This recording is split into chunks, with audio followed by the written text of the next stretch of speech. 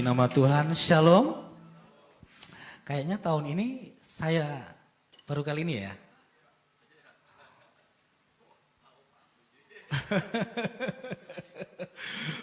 Iya, kembaran saya tahu itu, ingat ya, Petrus. Wah, kalau saya ucapkan selamatan baru sudah kelamaan Pak ya. Oke, puji nama Tuhan, saya percaya kebaikan Tuhan, kemurahan Tuhan, itu menjadi berlimpah-limpah dalam hidup kita. Amin. Hari-hari ini, minggu ini, bulan-bulan ini, kekristenan dihebohkan dengan namanya Kristen progresif. Berarti Bapak Ibu mengikuti. Wah, ada jemaat saya tidak mengikuti apa yang terjadi di dunia maya sana dengan alasan gak ada waktu Pak, soalnya saya merenungkan firman Tuhan siang dan malam. Rohani banget. Saya aja sebagai gembala tidak merenungkan pagi, siang, malam, sore, petang gitu. Dia lebih rohani banget. Kristen progresif. Kata progresif itu adalah perkataan yang bagus, perkataan yang baik, progres, alami kemajuan. Tentu kita di dalam rumah tangga kita, di dalam bisnis kita harus alami progres. Amin. Bahkan di dalam pelayanan kita juga harus alami progres. Kalau hanya di situ-situ saja, maka perlu dipertanyakan kok enggak alami progres gitu. Bahkan pengenalan kita tentang firman Tuhan juga harus alami progres. Kita yang alami progres, tapi firman tidak boleh progres. Amin. Firman ya dan amin. Firman tidak mengikuti zaman. Firman tidak mengikuti teknologi. Firman tidak mengikuti pengetahuan. Tapi segala sesuatu itu akan diungkapkan oleh firman itu sendiri. Tapi kita harus alami progres. Contoh, saya masih ingat sebelum bertobat. Kalau ditanya, kenapa orang Kristen beribadah hari Minggu? Kalau ditanya gitu, apakah pasti Bapak Ibu rata-rata menjawabnya, sudah dari sononya Pak, ibadahnya hari Minggu, udah ditetapkan dari dulu. Iya, kenapa ditetapkan? Tentu ada alasannya. Iya toh? Ternyata setelah selidik punya selidik, barusan kita merayakan namanya, bulan lalu namanya hari Jumat, hari kematian Tuhan Yesus. Hari Minggunya hari kebangkitan Tuhan Yesus. Jadi hari Minggu Yesus bangkit, bukan hari Sabat. Oke. Yesus mati hari Jumat, Yesus bangkit bukan hari Sabat, tapi Yesus bangkit hari Minggu. Dengan kebangkitannya disimpulkan bahwa Yesus Kristus adalah Tuhan, dia hidup untuk selama-lamanya. Sebab dia hidup. Terus ada hari esok. Terus ku tak gentar. Jadi orang Kristen beribadah hari Minggu dasarnya hari kebangkitan Tuhan Yesus. Jadi kalau kita beribadah di hari Minggu, kita sedang merayakan kebangkitan Tuhan Yesus. Kebangkitan Tuhan Yesus adalah kemenangan atas segala dosa. Karena dia bangkit, maka kita percaya kita akan bangkit dari kematian di dalam Yesus Kristus. Kan alami progres. Amin. Tapi firman tidak boleh alami progres. Sebab Tuhan tidak berubah. Dulu, sekarang, dan selamanya. Kalau firman alami progres, maka mulai dari situ pengajaran sesat sedang dimulai. Rasul Paulus sangat keras dengan pengajaran sesat. Kalau Bapak Ibu pernah menggali bersama penggembalaan di tempat ini di surat Paulus di Galatia, kepada pengajar sesat, karena Paulus mengetahui bahwa ada keselamatan lain di luar Yesus, ada Injil lain, ada Injil palsu. Kepada pengajar demikian, Paulus berkata, terkutuk. Satu-satunya rasul Padahal Rasul Paulus dikenal dengan Rasul anugerah. Tapi Rasul Paulus adalah satu-satunya rasul yang berani mengutuk pengkhotbah. Yang berani mengutuk penginjil. Yang bahkan dia berani mengutuk malaikat. Jika dia menyampaikan Injil yang lain. Paulus berkata, terkutuklah bahkan malaikat. Kalau Paulus hadir di zaman sekarang. Kalau ada yang mengkhotbahkan keselamatan di luar Yesus. Langsung dia ngomong, terkutuk gitu. Karena itu, tapi kalau ada jemaat yang mengikuti pengajaran yang lain di dalam Yesus Kristus, jemaat Galatia dikatakan oleh Rasul Paulus, hai jemaat yang bodoh. Tapi kalau pengajar dikatakan terkutuklah. Karena apa? Lewat pengajaran itulah merusak sistem yang ada di pelayanan. Bukan hanya pengajar sesat yang harus dihindari dari pengajaran Kristen. Tapi Rasul Paulus juga melihat ada perpecahan di jemaat yang dia layani. Nah, hari ini kita membahas di kitab Filipi. Ternyata di kitab Filipi, jemaat di Filipi alami perpecahan. Bukan perpecahan karena pengajaran, tapi perpecahan karena mereka mementingkan diri sendiri. Mereka sibuk dengan diri sendiri. Mereka lebih mengutamakan, mereka berpikir lebih utama dari orang lain. Karena itulah Paulus berkata, dari pembacaan nanti yang kita baca, saya ambil judulnya Pikiran Kristus. Mari kita baca. Sorry, ada di sini ternyata. Sama-sama kita baca, 1, 2, 3. Biarlah pikiran seperti ini ada di dalam kamu, sebagaimana yang ada di dalam Kristus Yesus. Jadi sebelum ayat ini muncul, ayat 1, 2, 3, 4, pikiran mereka, pikiran untuk kepentingan diri sendiri. Jadi bersama-sama ibadah, bersama-sama mendengarkan firman, bersama-sama pelayanan, tapi saling musuhan di dalam. Saling benci di dalam, saling sikut menyikut di dalam. Dan Paulus melihat ini tidak beres. Sama-sama mendengar firman Tuhan, sama-sama memuji Tuhan, di gedung yang sama, di penggembalaan yang sama, tapi di dalamnya penuh dengan permusuhan. Nah, inilah yang melatar belakangi surat Paulus kepada jemaat di Filipi. Paulus sudah habis-habisan melawan binatang buas, yaitu pengajar-pengajar palsu. Sekarang Paulus harus menghadapi perselisihan pertengkaran di jemaat Filipi. Dan saya percaya tidak ada pertengkaran di jemaat gereja keluarga Kristus. Amin. Semuanya damai-damai saja. Hanya pastor yang tidak tahu, cukup kami yang tahu pastor. Sama-sama kita baca, 1, 2, 3. Biarlah pikiran seperti ini ada di dalam kamu, sebagaimana yang ada di dalam Kristus Yesus. Nah, inilah pikiran Kristus Yesus. Saya kasih warna kuning, pikiran Kristus. Apa itu pikiran Kristus? Kita baca lagi. Dia adalah Yesus yang ada dalam wujud Elohim. Bapak Ibu, saya memakai versi IMB. Izin ya. Pakai versi IMB, tidak memperhitungkan kesetaraan dengan Elohim, dengan Tuhan sebagai sesuatu yang harus dipertahankan. Dari ketritunggalan itu, Yesus dengan Bapa itu setara. Tapi walaupun dalam kesetaraan itu, Yesus tidak mempertahankan. Karena ada tujuan yang mau dicapai Yesus. Ini tujuannya, sama-sama kita baca. 1, 2, 3. Sebaliknya, dia mengosongkan dirinya, mengambil wujud seorang hamba, agar menjadi serupa dengan manusia ketika berada dalam rupa manusia. Dia merendahkan diri dan menjadi taat sampai mati, bahkan mati di kayu salib.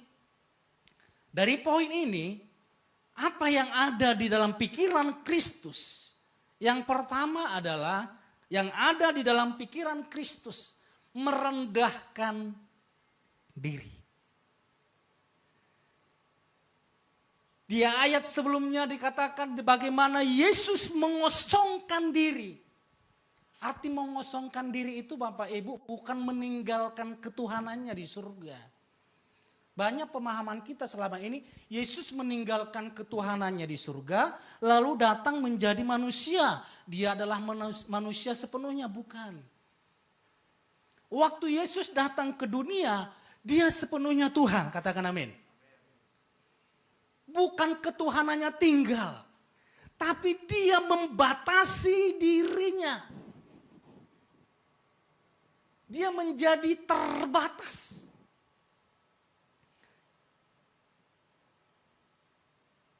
Dia tidak menganggap dirinya lagi sama seperti Bapaknya. Karena apa? Karena setelah dia menjadi manusia, ada hal-hal yang terbatas yang tidak dapat dilakukan Yesus. Contoh adalah Tuhan itu maha hadir. Bapak Ibu percaya? Contoh, kalau Tuhan maha hadir, hari ini kita ibadah di sini, gereja lain ibadah di jam yang sama, gereja Yesus juga beribadah di jam yang sama. Saya mau bertanya, Bapak Ibu percaya ada Tuhan di sini? Bapak Ibu percaya ada Tuhan di gereja lain? Artinya Tuhan maha hadir. Tapi waktu Tuhan Yesus datang ke dunia menjadi manusia, dia tidak maha hadir. Kalau Yesus berada bersama murid, berarti Yesus tidak ada di bait suci. Kalau Yesus ada di Galatia, berarti Yesus tidak ada di Nazaret. Dia terbatas. Karena apa? Dia membatasi dirinya. Dan waktu dia ada di bumi, Tuhan itu maha tahu, amin. Tahu segalanya. Tapi waktu Yesus menjadi manusia, dia tidak maha tahu. Dia tidak tahu semuanya. Karena itu Yesus berkata tentang akhir zaman, anak manusia tidak tahu kapan waktu dan harinya. Karena apa? Dia sudah terbatas. Bahkan di kitab Ibrani kalau kita baca, untuk sesaat dia lebih rendah dari malaikat. Supaya kita memahami resiko yang harus dialami Yesus untuk datang ke dunia merendahkan diri menjadi hamba. Bapak Ibu,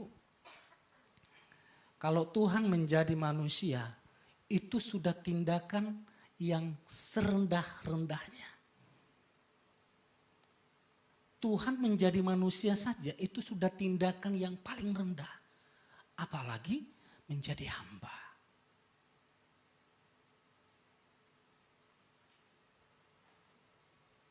Yesus membatasi dirinya sedemikian rupa. Waktu Yesus disalib, ada orang yang mencemooh dan berkata, kalau engkau anak Tuhan, turunlah dari salib itu. Waktu engkau turun dari salib, maka kami percaya bahwa engkau adalah anak Tuhan.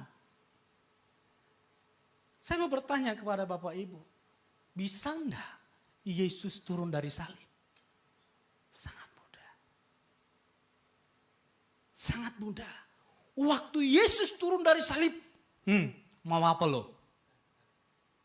Kalau Yesus turun dari salib, saat itu juga saudara dan saya yang harus disalibkan.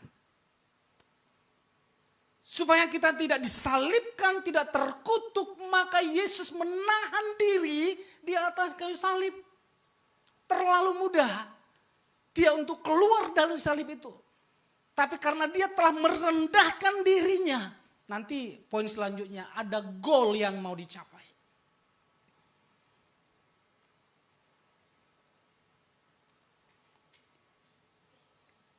Waktu iblis meminta, ubahlah batu menjadi roti. Saya tidak pernah melihat kisah di dalam kitab suci. Kalau Yesus mau makan, langsung diubah batu menjadi roti. Padahal dia Tuhan. Tapi selalu bendahara Yudas Iskariot. Bukan berarti bendahara di gereja ini adalah Yudas Iskariot. Yang saat itu bendaharanya adalah Yudas Iskariot. Meminta kepada rekan sepelanannya untuk membeli makanan. Yesus sekali lagi membatasi dirinya. Kalau bisa kan kita di rumah gampang saja. Coba saya kalau punya kuasa. Simsalabim datang makanan. Simsalabim semuanya datang semuanya. Yesus dapat melakukan mengubah batu menjadi roti. Tapi Yesus tidak pernah melakukan itu.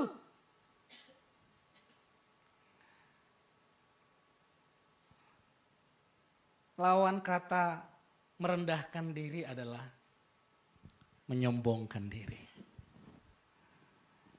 Dan hasil daripada kesombongan adalah kehancuran. Iblis menyombongkan diri, endingnya hancur. Banyak orang-orang yang menyombongkan diri. Karena itu Yesus memberikan perumpamaan. Ada seorang pemungut cukai, dia merendahkan dirinya. Lalu berseru kepada Tuhan, ampunilah aku Tuhan. Sementara ada ahli Taurat orang Farisi, dia berdoa dengan kebanggaan dan kesombongannya. Lihatlah Tuhan, aku menabur, aku memberikan perpuluhan, aku merenungkan firman-Mu, aku taat beribadah, aku rutin berpuasa. Yesus berkata, menurutmu doa siapakah yang diterima? Doa orang yang merendahkan dirinya. Bapak Ibu, suatu hari saya sedang mau menjemput istri di daerah Kelapa Gading. Karena jalurnya seharusnya dari 3 saf menjadi 3 jalur menjadi 2 jalur. Jadi menyempit dia. Di samping saya truk. Di samping saya mobil biasa seperti mobil saya, mobil biasa. Di belakang saya itu mobil mewah. Mau tidak mau karena truknya mengambil jalan ke arah kanan, saya juga mengambil ke arah kanan. Kalau saya berhenti, saya disikat oleh truk itu. Mobil di samping saya kasih jalan. Pelan-pelan saya ke arah kanan. Yang di belakang yang mobil mewah tidak mau kasih jalan. Kalau saya berhenti, saya disikat truk. Mau nggak mau saya harus jalan pelan, dia maju lagi. Kegores lah belakangnya karena saya sudah lebih dari setengah badan. Lalu gitu. Saya buka kaca saya, lalu saya minta maaf, Bapak. Saya bilang. Lalu dia buka kacanya, turun, berhenti. Gitu. Turun, minggir. Saya dipepet lalu minggir. Dalam hati saya, Tuhan, jauhkan saya dari pencobaan ini. Tolonglah hamba-Mu ini. Saya buka kaca, saya lihat lumayan banyak orang yang ada di dalamnya, tapi supirnya yang turun, supirnya marah-marah, turun.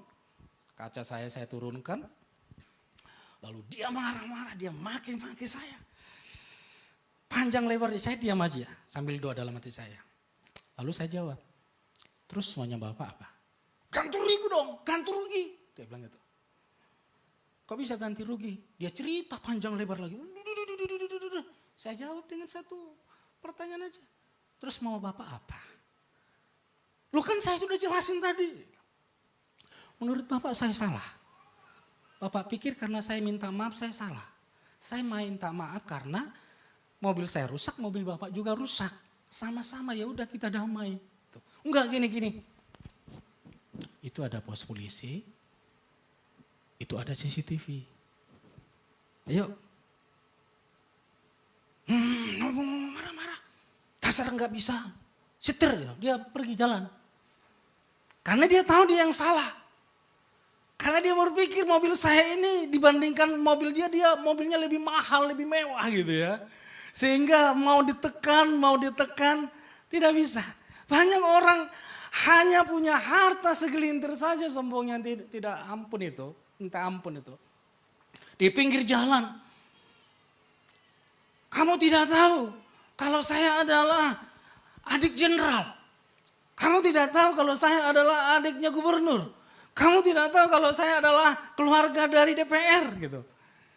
Itu adik, itu keluarga, bukan dia yang DPR-nya, bukan dia yang jenderalnya, bukan dia yang gubernurnya. Yesus Tuhan pencipta langit dan bumi. Dia datang merendahkan dirinya. Dia mau diolok, dia mau dihina, dia mau dimaki. Dia Tuhan.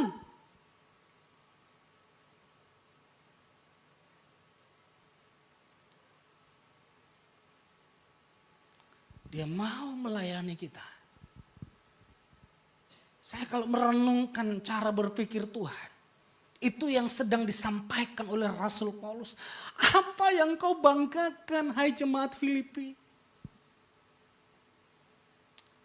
Berpikirlah seperti Kristus berpikir. Dia merendahkan dirinya serendah mungkin menjadi hamba. Untuk apa dia menjadi hamba? Karena ada target yang mau dicapai. Merendahkan diri adalah cara terbaik untuk melaksanakan dan menyelesaikan tugas yang dia pikul. Apa tugasnya? Mulai dari perjanjian lama sampai ke Yesus, itu sudah banyak yang ditugaskan. Itu sudah banyak yang dinubuatkan. Dan Yesus harus menggenapi itu. Hamba adalah untuk melakukan apa yang ditugaskan oleh Tuhannya. Dan saat itu Yesus memposisikan diri sebagai hamba untuk melaksanakan semua apa yang diperintahkan kepada Yesus. Semua apa yang dinubuatkan kepada Yesus. Bahkan hukum-hukum Taurat yang tidak dapat dilakukan oleh manusia, Yesus harus melaksanakan itu. Satu pun tidak boleh cacat. Ayo Bapak Ibu, di dalam rumah tangga. Saya adalah kepala rumah tangga, kamu harus nurut. Nah, seperti itu prinsip di dalam keluarga. Saya pernah memakai prinsip seperti itu. Saya percaya orang Chinese sama orang Batak ini soal suami soal laki-laki itu mirip, beda tipis. Suami harus punya hak penuh di dalam keluarga. Waktu berpacaran itu bahagia sekali.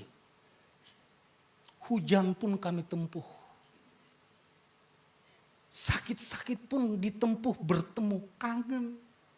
Padahal baru diantar kerja, masih kangen gitu. Lebay banget tuh. Tapi setelah menikah, karena budayanya seperti itu, maka saya mau bangun pagi, sudah ada aroma kopi. Kalau Bapak Ibu punya pembantu masih enak, aman ya. Siapa pembantu saya? Istri, masa jadi pembantu? Kalau boleh makanan cemilan atau gorengan, sudah ada yang membangunkan saya. Papi bangun. Hayalan saya toh sebagai suami. Hanya 2 bulan pernikahan kami, istri saya minta cerai. Hamba Tuhan, pelayan mimbar. Kenapa? Ada kesombongan di dalam hati, di mana di dalam pernikahan itu menganggap bahwa istri harus nurut dan istri harus mengikuti apa semuanya yang diperintahkan oleh suami.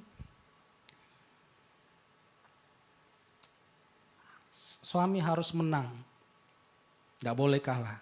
Padahal dalam prinsip pernikahan tidak ada istilah kalah menang. Amin. Gak ada istilah kalah menang. Kalau Bapak Ibu menang, apa yang Bapak Ibu dapat? Di mana ada kerendahan hati. Yesus berkata, orang yang merendahkan hatinya dia akan ditinggikan. Itu ya poin yang pertama. Pikiran Kristus yang pertama adalah dia merendahkan diri. Untuk melayani satu dengan yang lain.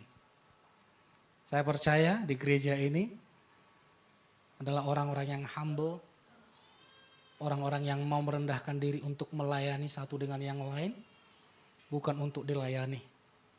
Tadi pemain saksofon itu wah asik sekali mainnya. Mana orangnya? Yang main saksofon?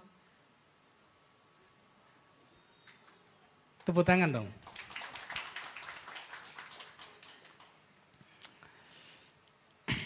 Sudah berkeluarga Pak? Sudah, hampir ya. Saudara boleh berikan tepuk tangan orang-orang yang melayani di mimbar ini, saudara.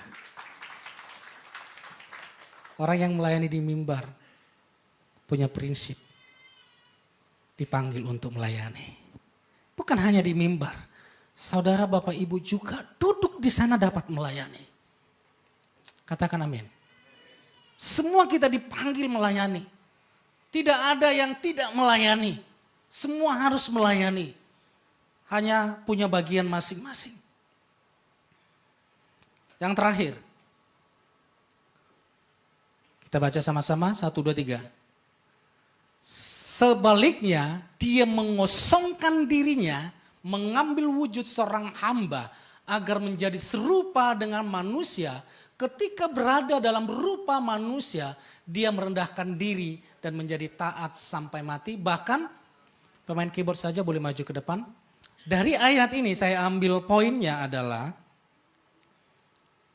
yang ada di dalam pikiran Yesus adalah mengorbankan diri. Yang pertama apa?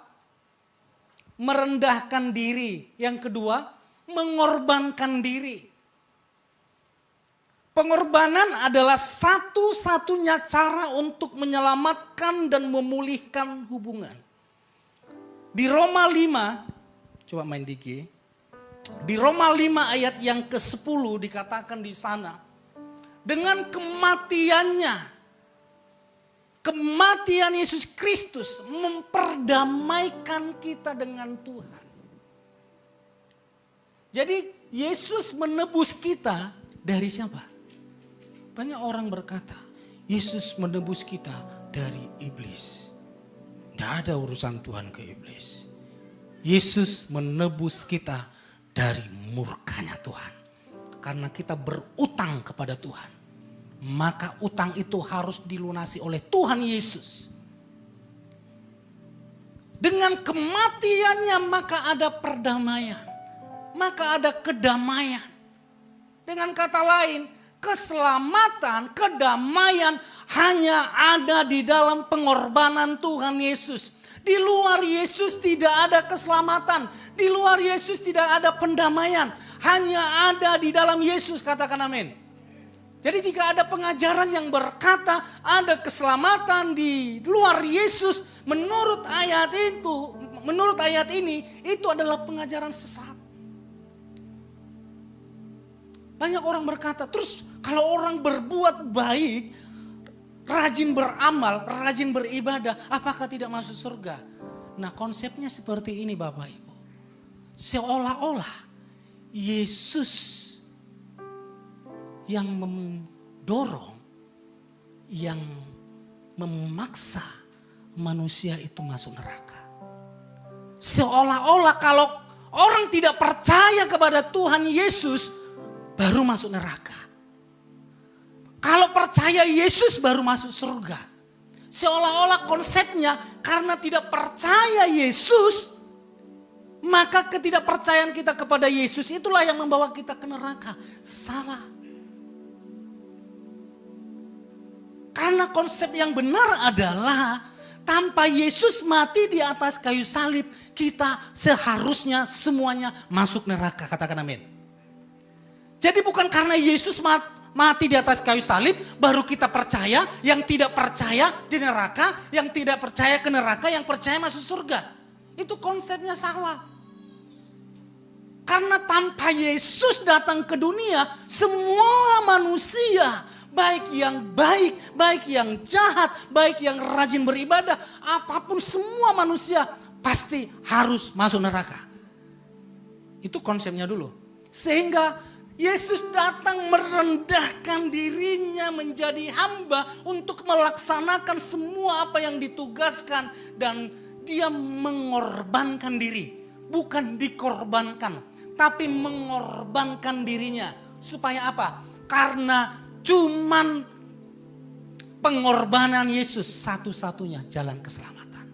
Sehingga Yesus memberikan solusi. Pintu keselamatan sudah dibuka. Marilah yang letih, lesu, dan berbeban berat, datanglah kepadaku. Karena aku akan memberikan kelegaan. Apa yang membuat Bapak Ibu letih, apa yang membuat Bapak Ibu lesu, datanglah kepada Yesus. Jadi Yesus, di luar Yesus menurut iman kita, tidak ada yang dapat mendamaikan. Karena perbuatan baik kita menurut perjanjian lama itu seperti kain najis, bukan kain kotor.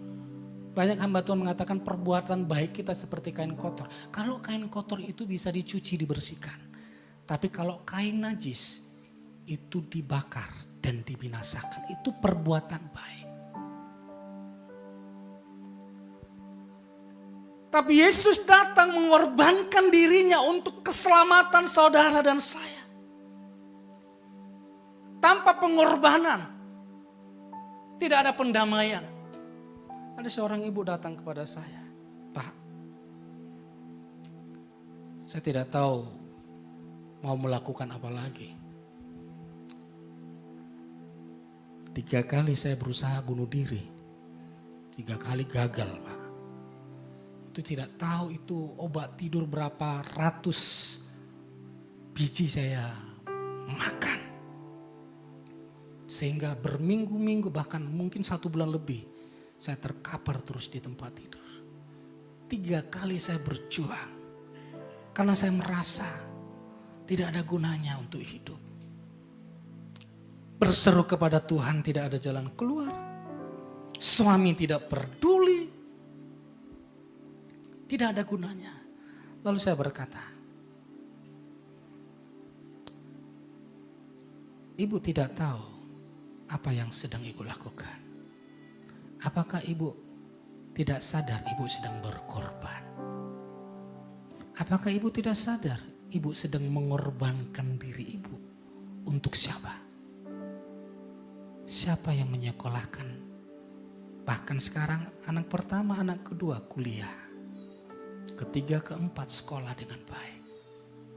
Kalau Ibu tidak mengorbankan diri, berkorban untuk anak-anak, apakah mereka bisa hidup? Dia mulai menangis. Kalau ibu tidak berkorban untuk anak ibu, apakah anak ibu bisa hidup, bisa makan? Kalau ibu tidak berkorban untuk keluarga ibu, apakah keluarga ibu masih utuh? Semuanya ibu bisa melihat canda, tawa, tangisan air mata anak-anak ibu. Karena masih ada yang berkorban. Kalau di dalam pernikahan, kalau sudah tidak ada yang berkorban di dalamnya, disitulah kehancuran yang sesungguhnya. Kalau masih ada suami yang berkorban atau istri yang berkorban, maka keluarga itu akan utuh. Apalagi suami istri yang berkorban, bukan utuh lagi. Pernikahan itu bahagia dan bersuka cita untuk selamanya. Tepuk tangan buat Tuhan kita. Para istri, berkorbanlah buat suamimu dan anak-anakmu. Jangan izinkan suamimu sendiri yang berkorban. Demikian sebaliknya para suami, berkorbanlah untuk istri dan anak-anakmu.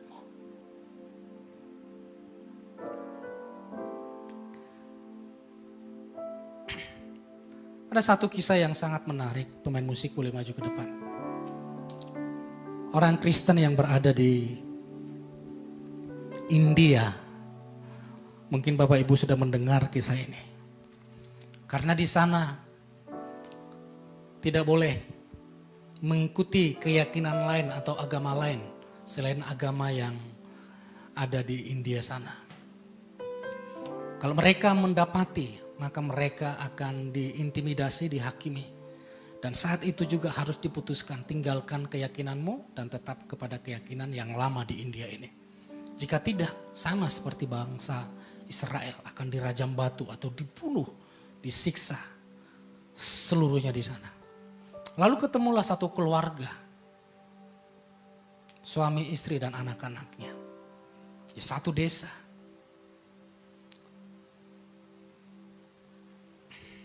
Mereka dihakimi di sana.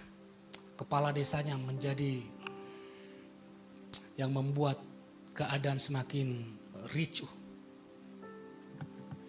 Lalu mereka dihakimi untuk meninggalkan Yesus saat itu juga.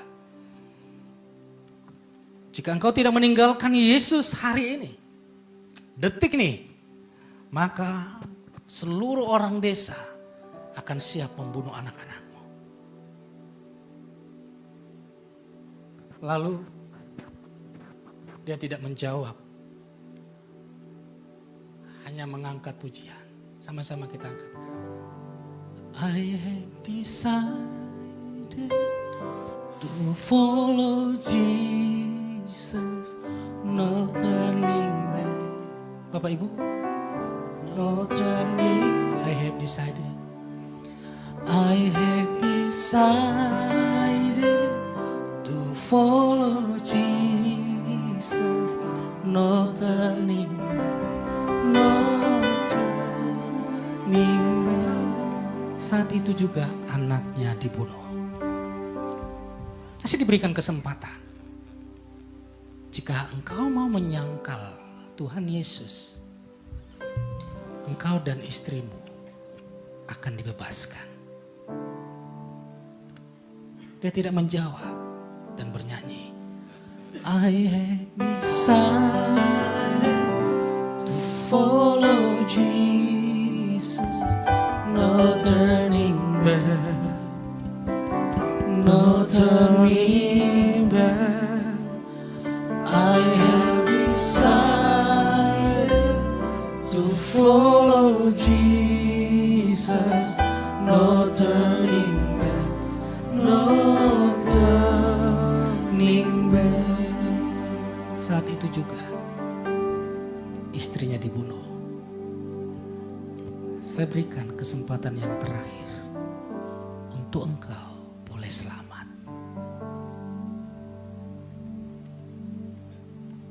Sangkalah Yesus. Dia tidak menjawab lagi. Lalu dia angkat pujian ini. Dan setelah itu dia dibunuh. Seolah-olah kebenaran kalah. Seolah-olah pengorbanan tidak ada artinya. Seolah-olah apa yang kita lakukan yang terbaik itu tidak ada faedahnya. Tapi beberapa bulan, beberapa tahun kemudian, kepala desa dan seluruh orang desa berkumpul. Mereka mulai dijamah Tuhan dan mengingat kembali peristiwa pembunuhan orang Kristen. Dan kepala desa itu pertama sekali terima Yesus. Dan satu desa menerima Yesus sebagai Tuhan dan Juru Selamat. Pengorbanan menyelamatkan manusia. Tanpa pengorbanan tidak ada keselamatan. Itulah yang menjadi tujuan Yesus untuk merendahkan diri menjadi manusia. Goalnya adalah dia mati di atas kayu salib. Tanpa kematian Tuhan Yesus tidak ada yang berseru Yesus Tuhan, Yesus Raja, terpujilah Tuhan, terpujilah Yesus. Orang tua saya seorang petani padi. Kami suka menjemur padi di depan rumah.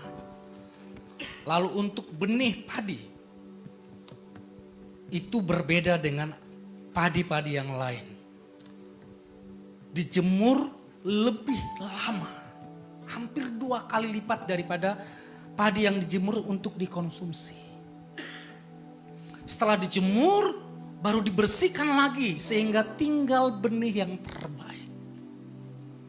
Setelah dikumpulkan, ini direndam lagi 3 sampai 4 hari, paling lama 1 minggu.